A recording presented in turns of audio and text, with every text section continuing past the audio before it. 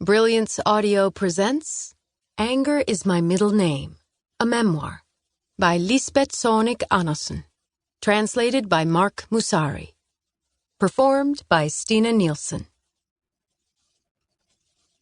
Sometimes I think about my life when I was a filthy, unwanted kid from Copenhagen, living out in the country and roaming around Lolland with my 3 older brothers. One summer we took off on our bikes and rode all the way to the local beach at Hestehoveds Harbor, near Nakskov. I must have been 8 at the time. I sat in the back of my brother's bikes. We swam in our underwear, dried ourselves off with our sweaters, and then rode home again. No one even knew we had gone. We didn't bring any food with us. We didn't even have any blankets like the other people swimming. But we knew where you could pick apples and berries along the way.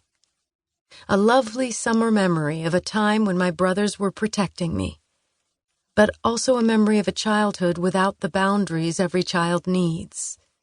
A childhood characterized for many years by betrayal, violence, and sexual assault, all of which formed the person I am today. A person who defies authority without blinking, yet is still afraid to sleep with the lights off, who gets dry-mouthed when she has to renew her passport. Who'd have thought that I would ever enter the world of politics and become a spokesperson for children?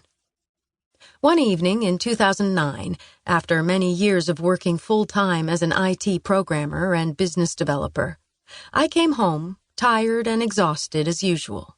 With groceries in both hands and my computer bag slung over my shoulder, I fought my way through the hallway, which was overflowing with my children's and their friends' shoes. For once, I didn't yell that the children needed to get their shoes out of there if they wanted to keep them. Instead, I just sat down at the kitchen table and stared at the scene. I counted 6 children. My daughter Ida stood out. There was something different about her. Did she have that many ear piercings when I left for work that morning? And that hair color?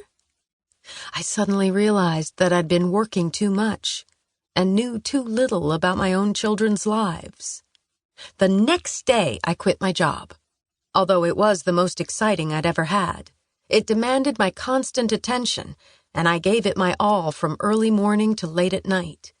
So while it was a huge relief to quit, it was also incredibly stressful to go freelance and worry about not finding enough work, about getting sick, about not being good enough.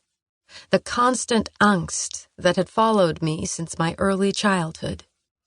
I started working as a self-employed IT and management consultant and subcontractor for the Danish company Zangenberg.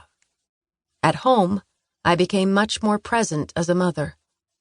I was also earning more money, so I could give my family bigger gifts, and we could travel more. I spent most of my time at Zangenberg sitting alone, deep in research and analysis, at an elegant desk, in an all-white office, in a Tony neighborhood. Early one morning, I checked my phone to find a voice message from Henrik Lund, the personal secretary to Karen Ellemann, then Denmark's recently appointed Minister of Social Affairs and Secretary of the Interior. Lund asked me to call him back, which I did while wondering why a minister's secretary was calling me. He told me the minister was inviting me for coffee because she wanted to hear a little about my life and discuss a few things. I inquired a bit more about it, and Lund said it concerned my experience being institutionalized during my childhood. We scheduled a meeting at the ministry for a week later, Friday afternoon, November 6th, 2009.